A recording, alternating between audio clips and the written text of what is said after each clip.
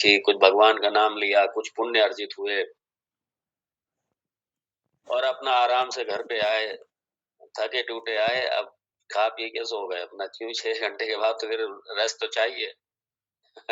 तो बजाय झगड़े करने के शांति से आकर के सो गया, माला फेरना शुरू कर दी घर में सुबह-शाम।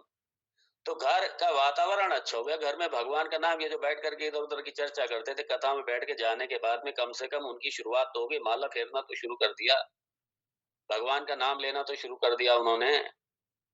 ये बहुत बड़ी उपलब्धि है। भगवान के मार्ग में तो आ गए कम से कम इन कथाओं के माध्यम से, प्रवेश तो कर लिया, कम से कम केजी क्लास में एडमिशन तो हो गया। बहुत बढ़िया हो रहा है इसलिए। ब्रह्म विद्या का वैसे भी सब अधिकारी नहीं, ब्रह्म विद्या को सबको थोड़ी सिखाई जा सकती है, ही नहीं, अधिकारी नहीं है इसकी। तो धीरे-धीरे मान लीजिए आज प्रवेश किया तो धीरे-धीरे अगले जन्मों में या इसी जन्म में अगर भगवान की कृपा हुई तो धीरे-धीरे आगे बढ़ते-बढ़ते यहाँ तक भी पहुँचेंगे, ब्रह्म विद्या तक भी पहुँचेंगे वो। लेकिन प्रवेश तो हो गया उनका। और अगर यही सब नहीं होगा, अगर यही सब नहीं होगा तो ये क्या करेगा समाज? ये कथाओं में, भगवान के कीर्तन में, उत्सव में नृत्य करने के बजाय, उत्सव का आनंद लेने के बजाय, भगवान के नाम में आनंद लेने के बजाय, ये पैग लगा करके आनंद लेंगे क्लबों में जाकर के। उससे बढ़िया है कम से कम भगवान के नाम में, भगवान के नाम में, कीर्तन में, संकीर्तन में, तो कम से कम अपने भाव में आकर के अपने आनंद में आनंद तो लेते हैं कम से कम आकर के। बहुत बढ़िया हो रहा है इसीलिए से। कुछ लोग इसकी निंदा कर देते हैं, मैं कहता हूँ नहीं, भगवान ने भी मना किया हुआ गीता में इसके लिए। न बुद्धि भेदम जनयेत अज्ञानाम कर्म संगीनाम। इसलिए जो इस तरीके के कर्म में लगे हुए हैं अर्जुन, उनमें बुद्धि भेद मत करो। कई बार मुझे बड़ा आश्चर्य होता है, कुछ हमारे महात्मा लोग वो इसकी निंदा करना, क्या रखा है इसमें, ज्ञान से मुक्ति है, इसमें सब क्या रखा है, ये सब उपासना कर रही है, सब इन सब में क्या रखा हुआ है ये। अरे अगर ये सारा वेद पूर्व में आता है, अगर खाली वेदांत ही मान लीजिए मोक्ष का मात्र वही साधन होता, सहायक साधन नहीं होते, तो वेद पूर्व होता ही नहीं हमारे सामने, कर्मकांड होता ही नहीं, उपासना होता ही नहीं, कुछ नहीं होता हमारे पास। भगवान शंकराचार्य जी ने भी इस अपरा भक्ति पे बहुत काम किया, ज्ञान के साथ में अपरा भक्ति पे बहुत काम किया उन्होंने, बहुत किया। क्योंकि यहाँ से शुरुआत होकर के यहाँ से भाई कर्म चित्त की शुद्धि कैसे होगी, ईश्वर की कृपा कैसे मिलेगी, जब तक ये सब नहीं करेंगे। इसलिए सारे प्रशंसनीय हैं, बहुत अच्छा कर रहे हैं। फिर जिनके पास एक ललक होती है कि समाज में नाम होना चाहिए, मुझे यश मिलना चाहिए, कीर्ति मिलनी चाहिए, और धन खूब भगवान ने दिया, अब उन्हें यश चाहिए, कीर्ति चाहिए। तो अगर इस तरीके का आयोजन होने से हजारों लोगों के घर में भगवान का नाम तो पहुंचता है, कम से कम भगवान का नाम तो लेना शुरू कर देते हैं। फिर आजकल मीडिया के माध्यम से, टीवी में, इधर उधर मीडिया के माध्यम से सब जगह जाता है, नाम तो जाता है भगवान का कम से कम, तो उनका धन का भी उपयोग होता है, उनको वो भी पुण्य के अधिकारी बनते हैं वो भी।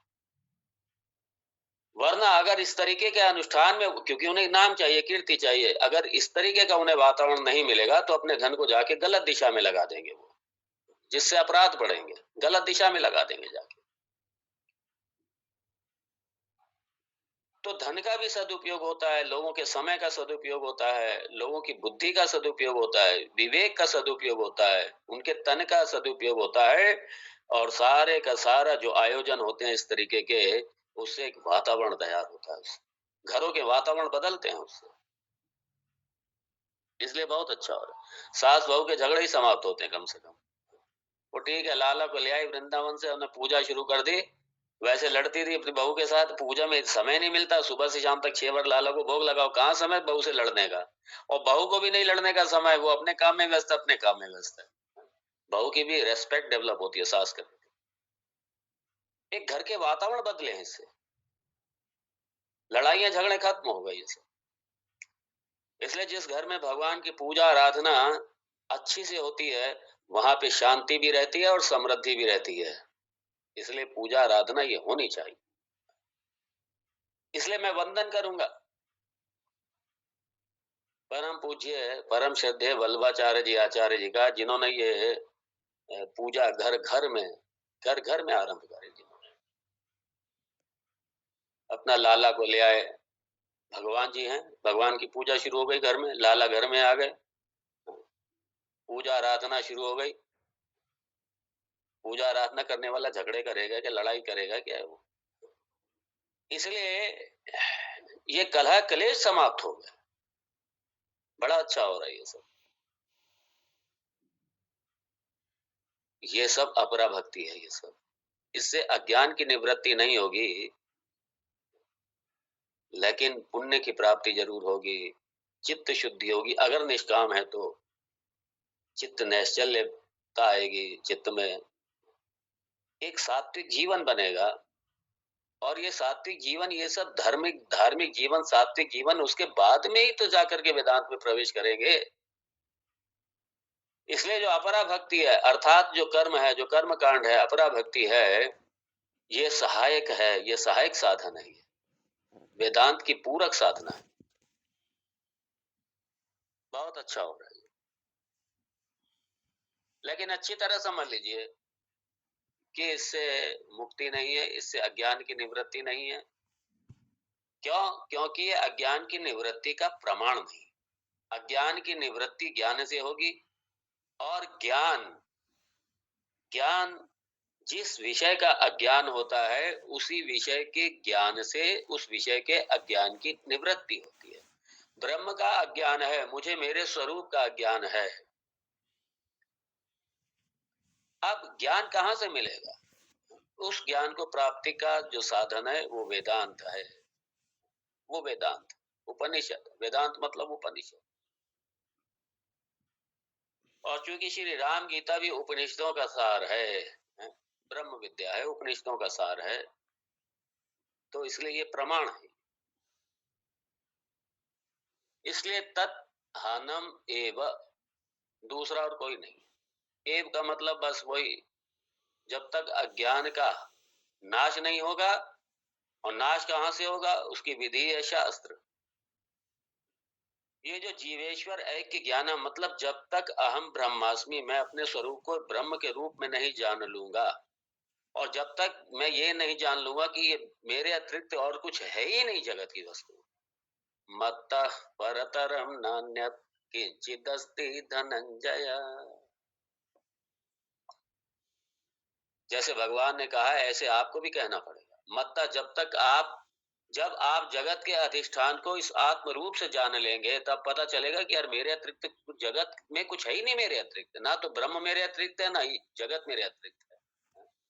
एक सिर्फ मैं ही मैं हूं, एक सच्चिद आनंद, वो सत्तत्व, उसी की सत्ता पर सारा, उसी के अधिष्ठान, वही अधिष्ठान है सारे जगत का, और वो मेरे से अलग नहीं है, वही मैं हूं। ओ राधे। एकमेव अद्वितीयम ब्रह्म नेह नानास्ति किंचन। नेह ना, यहाँ पे कुछ है ही नहीं इसके अतिरिक्त। मत्तः परतरम नान्यत् किंचिद अस्ति धनंजय। तो जब तक ये ज्ञान नहीं होगा, इस ज्ञान से ही अज्ञान की निवृत्ति होगी। इस ज्ञान से अज्ञान, और जब तक ये नहीं होगा, तब तक ये संसार चलता रहेगा। क्यों? अज्ञान बना रहेगा, संसार भी बना रहेगा। इसलिए अगली लाइन में भगवान कहते हैं विद्या एव। बड़ा भगवान ने स्पष्ट कर दिया, जोड़ दे रहे हैं इस बात। एव मतलब ओनली, केवल।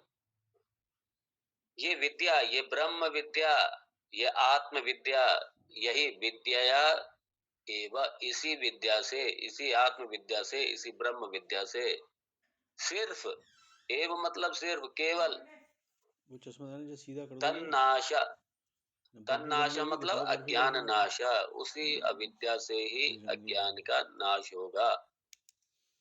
जगाओ से आ रहे हैं वो, बाकी और किसी साधन से नहीं, कोई किसी साधन से नहीं। इसलिए बड़ा कंफ्यूजन फैला हुआ है। लोग, बड़ा अच्छा हो रहा है, मैंने पहले कह दिया, कीर्तन भजन सब कर रहे हैं, लेकिन वो समझते हैं इससे मुक्ति हो जाएगी। प्रॉब्लम वहां पे। आप कर रहे हैं, बहुत अच्छा कर रहे हैं, लेकिन इससे मुक्ति नहीं होगी।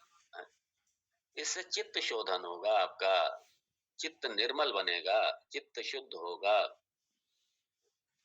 भगवान की कृपा मिलेगी, आपके समय का सदुपयोग होगा भगवान नाम में, बजाय संसार चिंतन के भगवान आराधना में आपका समय व्यतीत होगा। भगवान आप पे कृपा करेंगे, लेकिन मुक्ति नहीं है इससे। अगर इससे होती तो भगवान लक्ष्मण से भी कह देते ये। भगवान क्यों कह रहे विद्या एवं नाशा तद नाशा? क्या? भगवान लक्ष्मण से कहते ठीक है लक्ष्मण जा तू माला फेर जाके, करान में जिससे तुम माला फेरो तो जब मुक्त हो समय जाओगे आएगा तो सब जाके। हो जाएगा। बस कलयुग केवल नाम आ रहा नाम की माला फेरो बस। नाम संकीर्तन का अलग महत्व है, करना चाहिए, आप लोग करिए, जरूर कीजिए, मैं भी करता हूँ, लेकिन उससे मुक्ति नहीं है उससे, क्योंकि अज्ञान की निवृत्ति नहीं है। इसलिए समाधि लगा के बैठे हुए हैं, उससे अज्ञान की निवृत्ति नहीं होगी। हाँ, उसके फायदे हैं अपने, मन शांत होगा, मन आपका बड़ा हल्का हो जाएगा, प्रसन्न रहेगा, शांत हो जाएगा। कब तक?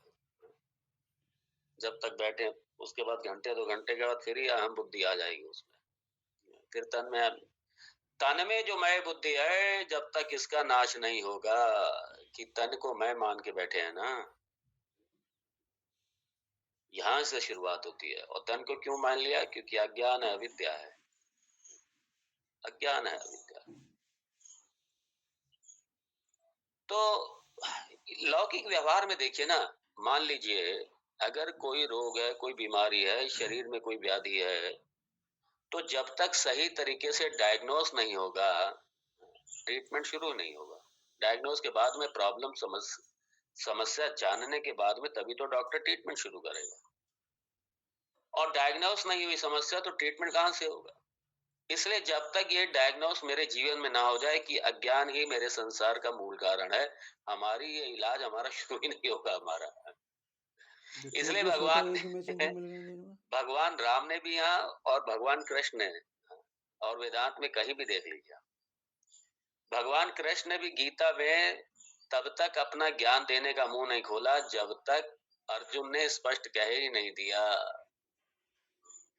कि भगवान एक नंबर का बुद्ध हूँ, कुछ नहीं आता मुझे मेरे पास समाधान ही नहीं है। ये शोक निवृत्ति का, अपूर्णता से निवृत्ति का मेरे पास में समाधान नहीं है। अपूर्णता से कैसे छुटकारा मिल जाए, मैं कैसे पूर्ण हो जाऊं? कुछ पाने के बाद फिर उसके बाद में कुछ पाना बाकी ना रह जाए, अर्थात मेरी ये सारी जो भाग दौड़ है कहीं ना कहीं मेरी स्टॉप हो जाए। जब तक ये नहीं होगा समझते हैं, तब तक मुझे लगता है कि कहीं कुछ नहीं है। इसीलिए भगवान मुझे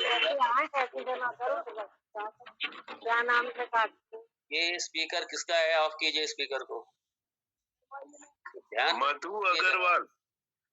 नहीं, आप इनका बंद कर दीजिए, आपको वेट करने की जरूरत नहीं है। अगर इस तरीके से कोई शुरू करते हैं, आप सीधा ऑफ कर दीजिए, उनको डिलीट कर दीजिए, बस खत्म। आप डिलीट कर दीजिए, ऑफ कीजिए।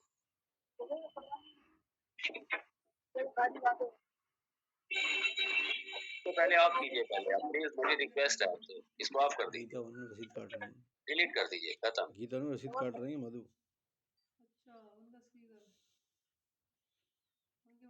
जब इस तरीके के कोई हो, पहले रिक्वेस्ट कर दीजिए। नहीं, अगर वो केयरलेस रहते हैं, ये प्रमाद है, ये वेदांत में प्रमाद थोड़ी चलता है।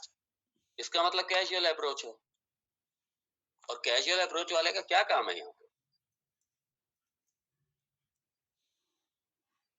एनीवे, तो भगवान अर्जुन को भी विद्या तब देते हैं जब अर्जुन पूरी तरीके से सरेंडर करके इस विद्या को मांगते हैं। यहाँ लक्ष्मण की भी है इससे। और इसीलिए जब पहचान लिया, सबसे पहली बात तो इस शिष्य को पहचानना है कि प्रॉब्लम क्या है। उधर अर्जुन ने पहचान लिया था कि अज्ञान ही सबसे बड़ा कारण है, ये है। इसलिए साहब का शादी माँ मुझे उपदेश दीजिए, मुझे ज्ञान दीजिए। पता चल गया कि कहीं ना कहीं मेरी समस्या है मुझमें। लक्ष्मण ने भी यही कहा, अनुशादी माम। उन्होंने कहा था, अर्जुन ने कहा था शादी माम, और लक्ष्मण ने कहा था अनुशादी माम। मुझे अच्छी तरीके से सिखाई। और तब तक सिखाइए भगवान जब तक मेरे इस अज्ञान की पूरी तरीके निवृत्ति ना हो जाए।